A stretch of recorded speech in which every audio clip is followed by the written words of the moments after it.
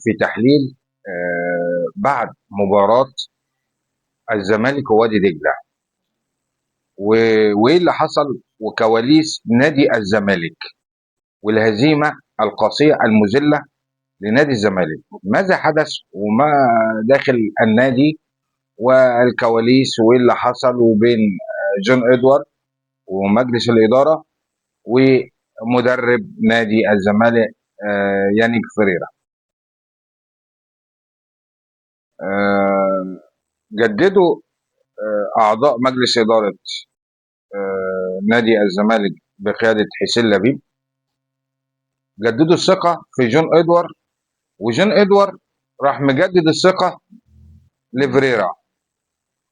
طبعا أنا مش فاهم حاجة، يعني جمهور الزمالك مش فاهم. طبعا في الأول إحنا خدنا انتقادات كبيرة جدا من بعض جماهير نادي الزمالك، اللي أنا بتكلم وبنتقد مدرب وأداء نادي الزمالك وبعض اللاعبين من نادي الزمالك، وانتقدت، وده بيعتبر يعني نقد بناء، مش نقد ان انا بهدم، لا، نقد بناء. واتكلمت وقلنا ان المدرب لا يصلح لنادي الزمالك بتاتا، لان بعد كده هتبقى في خسائر اكبر من كده. يعني احنا شايفين ان مفيش مركز كان بيلعب في مكانه، مفيش انسجام بين اللاعبين وبعضيها. في مشاكل، سيف الجزيري، عبد الحميد معالي عاوزين يلعبوا، محمد اسماعيل مركون بره، احمد حمدي ما رجعش المستوى راح منزله، لا احمد فتوح مش في مستوى راح منزله.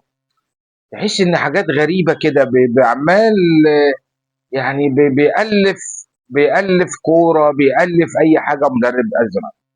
فانا بتكلم ومن هذا المنطلق وعلى هذا الاساس انا بقول لحضراتكم فيريرا لو قعد مدرب الزمالك، لو قعد فتره تانية وقعد، هتبقى في خسائر كبيره جدا لنادي الزمالك، وهتبقى خسائر يعني اكتر من مذله. نادي وادي دجله مش فريق قوي، ده انت عندك المصري وبيراميدز والاهلي.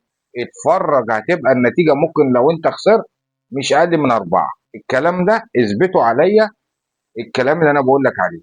لو الزمالك ساب فريرا هتبقى نتائج، هتشيل 4، هتشيل 5. مؤمن سليمان في الصوره، حط لي مؤمن سليمان وامسك الزمالك، اتفرج على الزمالك بمعلمه. هيمسك، هيوظف اللعيبه صح، هيمسك لعيب وهيظبطه وهتلاقي في اداء.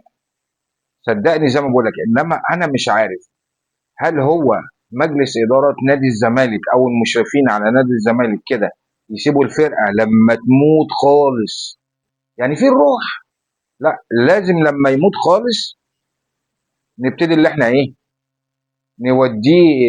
نوديه المشرحه. لا، انت دلوقتي عالج امورك، انت في فتره توقف بتاعه المنتخب، هات مدرب وهيكون عارف. انا عندك مؤمن سليمان، عندك طارق مصطفى مش عارف راح المقاولين، هات لي سامي شيشيني مع مؤمن سليمان، هات لي واحد تاني مفيش مشكله، بس ظبط الفرق. فانا لا، مشي فيريرا لا يصلح لنادي الزمالك في الفتره القادمه والفترات الثانيه. ماشي يا عم الحاج.